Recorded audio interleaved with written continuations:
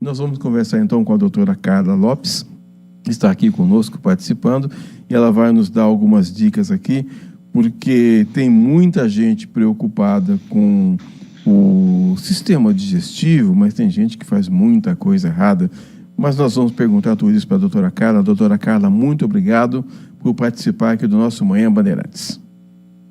Muito bom dia, agradeço muito a todos o convite, agradeço essa oportunidade de trazer conhecimento, de trazer lembranças a respeito da minha área para todo mundo, e fico muito feliz de estar aqui mais uma vez. Doutora Carla Lopes, especialista em endoscopia, colonoscopia, broncoscopia, endoscopia oncológica, nutrologia e gastroenterologia. É muita coisa. Mas eu queria começar perguntando para você, doutora Carla, outro dia a gente estava conversando aqui também no Band Entrevista, e você acha que de uma forma geral o brasileiro anda meio gordinho, doutora? Sim, de um modo geral o mundo inteiro está acima do peso, né? Isso a gente tem com as estatísticas, inclusive trago para vocês uma nova estatística, o Atlas Mundial da Obesidade, saído do forno, saiu agora em março, agora nesse início de março de 2025, o Atlas do mapa da obesidade mundial. E isso só reforça o que a gente tem visto aí pelas ruas, né? A obesidade está sendo classificada como uma epidemia, doutora, é isso mesmo? Sim, já consideramos uma epidemia, e as estatísticas desse novo mapa, que foi lançado agora em março, agora nesse iniciozinho de março, mostra que para o futuro próximo, em 2030, a gente tem uma probabilidade de que 50% da população mundial será atingida por excesso de peso ou obesidade em 2030. Agora, quais são os riscos que vêm aí no embalo da obesidade, doutora? Muitas doenças não transmissíveis e crônicas estão associadas à obesidade. Então, 13 tipos de cânceres estão associados, os cientistas já sabem que estão associados à obesidade, doenças cardiovasculares, como o AVC e o infarto, e doenças crônicas como diabetes e hipertensão, que nós temos tratamento, mas não temos cura. E a obesidade tanto pode estar associada ao desenvolvimento dessas doenças, como as complicações dessas doenças crônicas. Agora, ficar gordinho é fácil, mas vai emagrecer é uma dureza, hein, doutor? Pelo amor de Deus. Eu estava assistindo a sua entrevista anterior, e o nosso amigo da cultura falou que é sangue, suor e lágrimas, e eu trago para nós sangue, suor e lágrimas na perda de peso também, que é exatamente isso, é difícil, nosso metabolismo entende que nós estamos perdendo peso porque estamos doentes, então o nosso próprio corpo trata de evitar que nós tenhamos essa perda de peso. É realmente difícil. E quanto mais peso a gente precisa perder, mais difícil é. De modo que a prevenção é o que a gente precisa fazer. Então, só você falou aí de prevenção, o que a gente podia fazer? Não vem me falar de caminhada, hein, doutor? Outro dia eu fui no shopping, fiquei lá 2 horas no shopping, e eu estava lendo um artigo seu, você falou que isso aí não adianta nada. Não adianta nada, pois é. Caminhar no shopping não adianta nada, a gente não considera exercício físico. E quando a gente fala de exercício físico para melhorar a parte cardiovascular, a gente até fala de caminhada. Mas quando a gente fala de perda de peso, não adianta a caminhada. A gente tem mesmo que ir para a academia, que fazer um cardio que aumente a frequência cardíaca. A gente precisa de musculação para poder aumentar o metabolismo do músculo, e precisa de mudança de hábitos alimentares, não tem jeito. É sangue, suor e lágrimas, mas a gente tem resultados positivos. E claro que às vezes a gente precisa lançar mão de algumas outras estratégias, como medicação e como alguns procedimentos endoscópicos que eu faço, como a colocação de balão intragástrico, para poder aumentar a perda de peso. Com atividade física e dieta, a gente geralmente consegue perder até 4, 5 quilos. Depois a gente precisa mudar a estratégia. Você falou de balão intragástrico. Essa técnica tem sido muito utilizada, doutora? Muito, muito utilizada. Inclusive nos Estados Unidos é o padrão ouro para tratamento de esteatose hepática, que é o acúmulo de gordura no fígado, que está associada tanto na obesidade quanto no sobrepeso. E o tratamento padrão ouro nos Estados Unidos para esteatose hepática é a colocação de balão intragástrico. Aqui no Brasil, a gente também utiliza muito, há muito tempo já, há muitos anos já, e com efeitos, com resultados ótimos nos pacientes. Temos, inclusive, um último estudo que foi feito há 2 meses atrás, foi lançado há 2 meses atrás, do balão intragástrico com o uso associado com medicação, com Ozempic, que é a semaglutida, com efeitos melhores ainda. Então, sim, é muito usado e com efeitos, com resultados muito bons. Eu já quero falar do Ozempic, doutora, mas eu tenho um grande amigo que me ajudou na profissão, ele se chama Valdenê Amorim, e ele diz assim que a gente deve sempre falar em letra de forma. Então, falando em letra de forma, o balão intragástrico faz o que exatamente? Tá, vou falar até em letra de forma maiúscula, tá bom? O balão intragástrico, ele tem 2 efeitos muito interessantes. O primeiro deles é um efeito mecânico, ele ocupa um espaço dentro do estômago, a gente coloca 600 ml de líquido dentro dele, então é um bom espaço que ele ocupa dentro do estômago, impedindo que esse mesmo espaço seja preenchido por comida. Então, se a pessoa hoje come 3 pedaços de pizza, ela vai conseguir comer no máximo 1 pedaço de pizza. Se ela abusar, ela vai vomitar, vai passar mal, vai ter enjoos, náuseas e vômitos, e até dor abdominal. E o outro efeito que ele tem é o peso que ele exerce dentro do estômago. E isso faz um efeito no cérebro, querendo indicar para o cérebro que esse estômago está cheio, está com bastante comida. Então, essa pessoa não precisa sentir fome, porque o estômago já está preenchido. Então, são 2 efeitos muito interessantes que a gente não está colocando medicação circulando nessa pessoa, passando pelo fígado dessa pessoa, passando pelo rim dessa pessoa. A gente está fazendo um efeito mecânico e, entre aspas, que eu falo para os meus pacientes, a gente está enganando o cérebro, querendo que o cérebro entenda que o estômago está cheio. E isso faz com que a gente perca peso em até 20% de perda do peso inicial, que é uma estratégia extremamente interessante para perda de peso.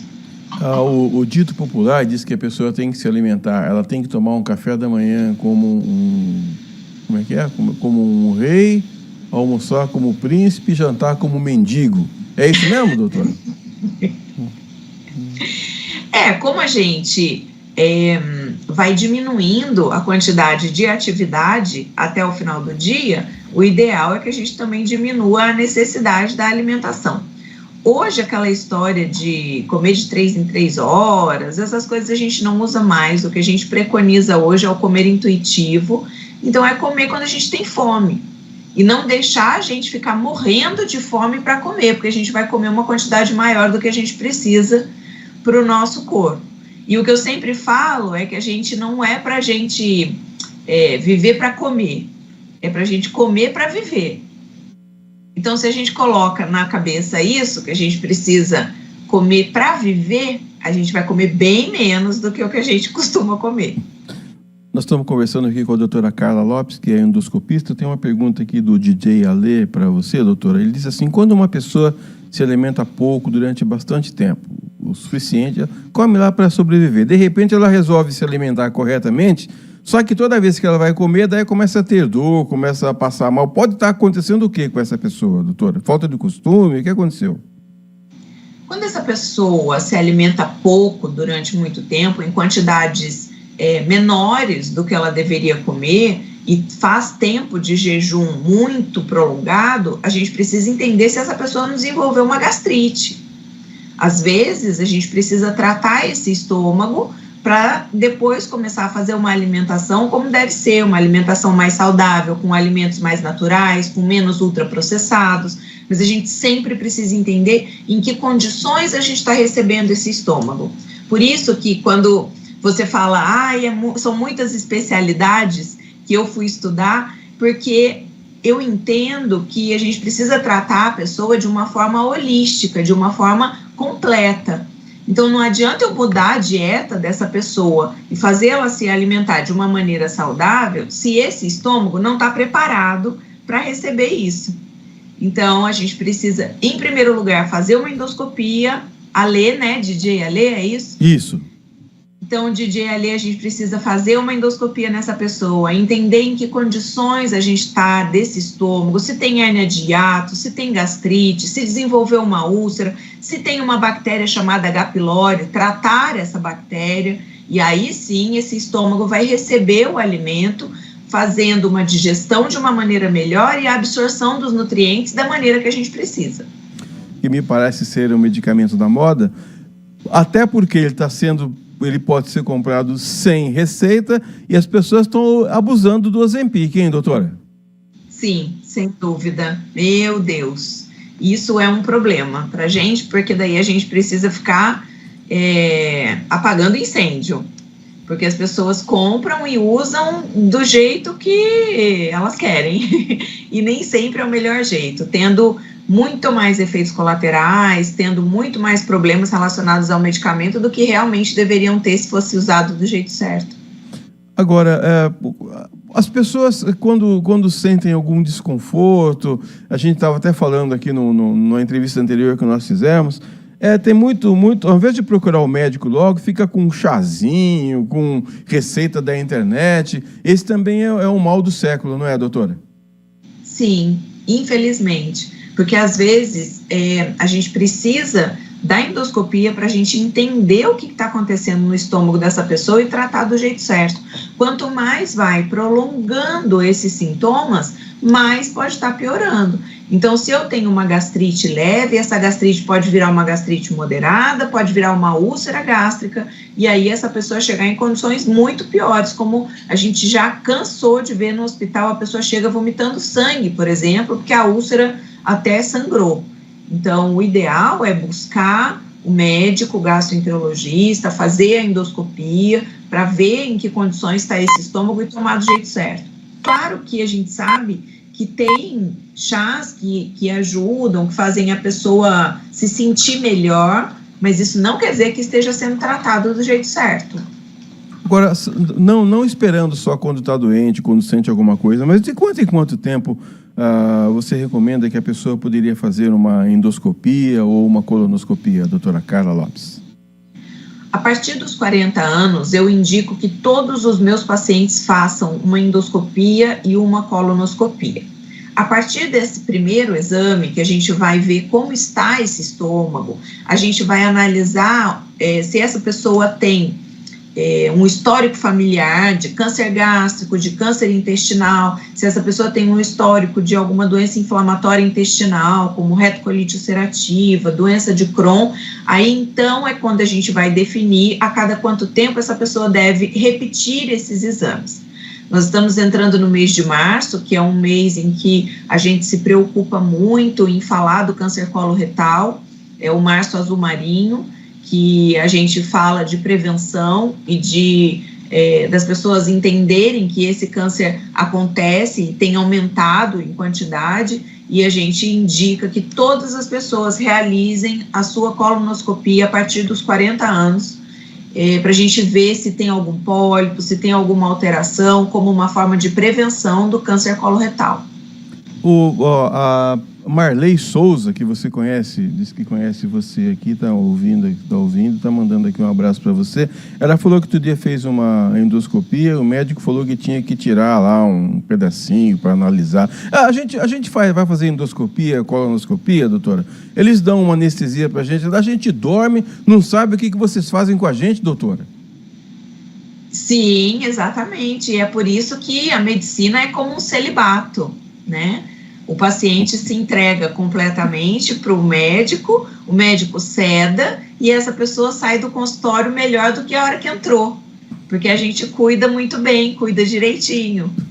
E a Marley sabe que esses pedacinhos são necessários, né, para a gente ver a bactéria, né? E sai falando umas coisas que não tem nada a ver também, é engraçado. Essa parte é a parte mais engraçada, viu, doutora? a gente nem conta para a esposa o que o marido falou e nem para o marido o que a esposa falou. Essa é a parte do celibato. Que bom. Ô, doutora Carla, e quando a pessoa fala assim, nossa, que criança gordinha, que bonitinha, deve ser porque os pais são gordinhos também. Esse também é um erro, né, doutora? Vou fazer um parênteses antes de eu falar da criança. Por causa dessas histórias todas que a gente ouve dos pacientes e das coisas que acontecem dentro dos hospitais, eu estou pretendendo montar um Instagram só para contar as histórias verdadeiras que eu já vi e que eu já ouvi. Ainda bem que eu não sou paciente seu. Ainda bem que eu não sou paciente seu, então, hein, doutora? Serão todos anônimos, mas quem olhar lá vai saber que é dele que eu estou falando. Bom. Bom, as crianças estão aumentando muito o peso, uma quantidade preocupante. Os pais têm parte nisso, porque nós sabemos que o ambiente domiciliar pode ser um ambiente obesogênico. Os pais podem ser facilitadores. Então, eu tive uma paciente há pouco tempo, 14 anos, em que a mãe se queixou que esse menino só comia salsicha, batata frita e miojo. Ela se queixou que era um absurdo, ela levou ele na consulta e ela se queixou que era um absurdo o menino de 14 anos só comer isso. E o que ela tinha que fazer, que eu tinha que falar para ele, que ele não podia comer só isso. E aí, infelizmente, eu tive que perguntar para a mãe quem vai ao supermercado, se é o menino de 14 anos. Porque esse tipo de alimento não é para ter no carrinho. Entendi. Então, ele só come isso porque teve uma primeira vez que foi oferecido isso. Então, sim, nós precisamos conscientizar os pais das doenças que estão associadas à obesidade, das alterações que podem acontecer. Inclusive, os últimos estudos mostram que a obesidade está ligada ao desenvolvimento de demência, ao desenvolvimento de Alzheimer. Acontece uma inflamação no cérebro e que está ligada ao desenvolvimento de doenças neurodegenerativas. E esses pais precisam saber isso, precisam entender que o jeito como eles estão alimentando os seus filhos pode ser mais fácil, mas eles estão gerando doenças nessas crianças. Doutora, só para... Não é concorrência não, mas curiosamente agora na Band News TV está passando uma reportagem dizendo que nos últimos 14 anos as mortes por obesidade no Brasil aumentaram 75%. Não quero que ninguém vá assistir a Band News agora, não. Continua. Ou então faz as duas coisas ao mesmo tempo. Ouça a Band News lá, mas ouça a entrevista aqui com a doutora Carla. 75% nos últimos 14 anos, exatamente o que você está falando, né? Sim. E eu ainda posso aumentar mais ainda o conhecimento dessa estatística, em que eu posso dizer para vocês que as doenças, a piora da saúde das pessoas associada a alimentação com ultraprocessados tem feito um aumento de 6 trilhões de dólares de gastos com essas pessoas no mundo. Então, esse impacto social e ambiental vem acontecendo por causa do tipo de alimentação que nós estamos fazendo com os ultraprocessados. 6 trilhões de dólares é um dinheiro que poderia muito bem estar sendo usado para melhorar escolas, para melhorar a saúde pública, para oferecer saúde pública nos países em que isso não existe, e a gente está usando para tratar os malefícios à saúde, e isso envolve a obesidade e outras doenças, porque a gastrite piora, inflamações intestinais pioram, gastroenterites pioram com a alimentação com ultraprocessados. O Edson Elias, que é nosso ouvinte, que está dizendo aqui para mim, bom dia, Xará, o sono durante a endoscopia é a melhor experiência que você pode experimentar. Eu sei, o problema é que você sai falando depois. Doutora, mais uma pergunta para você, caminhando já para a reta final da nossa entrevista. Eu queria abordar também esse aspecto de que a obesidade, perguntar para você se a obesidade também tem alguma relação com a saúde mental. Sim, sem dúvida. A obesidade tem relação com a saúde mental e a gente pode considerar, inclusive, um ciclo vicioso, porque algumas pessoas que já estão com obesidade pioram os fatores psiquiátricos, psicológicos, emocionais. Essas pessoas têm problemas em relação à sua autoimagem, elas têm problemas em relação, a relação delas com o alimento é deteriorada ao longo do tempo, Junto com isso, nós sabemos que nós temos uma inflamação do cérebro, que é desenvolvida por causa da obesidade. Então, uma coisa leva a outra. Uma pessoa que tem uma doença psiquiátrica, como transtorno de compulsão alimentar, pode acabar evoluindo para a obesidade. E a obesidade pode piorar os transtornos psiquiátricos por si mesma, por causa da inflamação orgânica que acontece. Então, sim, por isso que é um tratamento multidisciplinar. Nós não falamos ainda de cirurgia bariátrica, doutora, eu queria abordar esse aspecto com você também. Conheço algumas pessoas também, isso também não é novidade, que a pessoa faz uma cirurgia bariátrica, ela dá aquela diminuída, aquela secada, mas depois volta. Por que acontece essa volta, doutora? Porque a doença dela não está no estômago. A gente pode tirar o estômago completamente dessa pessoa e ela pode voltar a engordar. Porque a cirurgia bariátrica é um tratamento para a gente tirar essa pessoa do risco de morte. Mas a gente precisa tratar o foco principal da doença dessa pessoa. Então, às vezes, ela faz a cirurgia bariátrica, mas ela não tratou a compulsão alimentar. Então, essa pessoa bariátrica vai começar a tomar leite condensado, ou vai virar uma compulsiva por álcool ou por drogas, e ela pode readquirir o peso porque ela não tratou a compulsão. Então, a gente consegue, com a cirurgia bariátrica, ter resultados maravilhosos de perda de peso, tira essa pessoa do diabetes mellitus, tira essa pessoa da hipertensão arterial, tira essa pessoa da esteatose hepática, que é a gordura no fígado, a gente consegue isso. Porém, se essa pessoa não tratar a compulsão alimentar, ela vai ter o que a gente chama de reganho de peso, e esse reganho de peso pode chegar ao peso anterior à cirurgia e, inclusive, chegar a ser maior do que o peso anterior à cirurgia. Trato muitas pessoas hoje com esse problema do reganho de peso pós-cirurgia bariátrica. Estamos conversando com a doutora Carla Lopes, que é endoscopista, especialista em endoscopia, colonoscopia, broncoscopia, endoscopia oncológica, nutrologia e também gastroenterologia. Última pergunta agora, eu prometo, doutora. Tem muita gente usando aquela famosa canetinha, sem nem saber o que está colocando dentro do corpo. Também queria que você falasse sobre isso, doutora. Bom, nós temos hoje 2 canetinhas aqui no Brasil, o Saxenda, que é a liraglutida, e o Ozempic, que é o mais conhecido hoje, que é a semaglutida, que é o uso semanal. São medicamentos excelentes, muito bons, com um efeito muito importante, inclusive cardiovascular. A gente já tem artigos científicos que mostram que o Ozempic tem um efeito cardiovascular benéfico. Então, são medicamentos que a gente usa, que são liberados para o tratamento da obesidade. A tirzepatida, que é o Mounjaro, já está liberado pela Anvisa, apesar de ainda não estar sendo comercializado no Brasil, isso é questão de tempo. É um medicamento mais forte do que o Ozempic, inclusive estamos tendo problema com eles. Tivemos um posicionamento do Conselho Federal de Medicina a respeito de pessoas que estão mandando manipular a tirzepatida e utilizar no Brasil antes desse remédio efetivamente estar sendo comercializado, e as pessoas manipulando e utilizando medicamentos que nem sabem o que está ali dentro, porque se o remédio não está no Brasil ainda, o que é aquilo que está sendo manipulado e utilizado. E, além disso, o problema das canetinhas serem vendidas na farmácia sem necessidade do receituário médico. Então, o que eu venho falar para vocês hoje são medicamentos excelentes, temos resultados excelentes.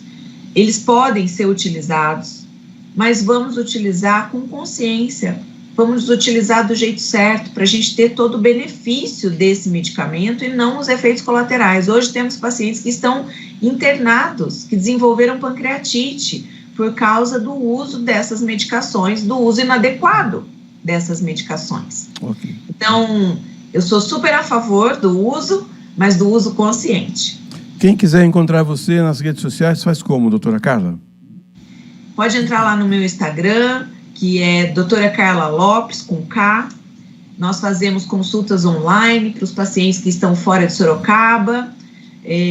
Muitos pacientes de outras cidades vêm para cá para a gente colocar o balão intragástrico, para fazer a bariátrica endoscópica, e vocês podem me encontrar lá, mandar mensagem, tirar dúvida, a gente vai estar lá à disposição de vocês, para vocês poderem fazer um tratamento com segurança, com uma orientação adequada e chegarem nos resultados que a gente quer. A gente não quer resultado de 2030, metade da população mundial com obesidade.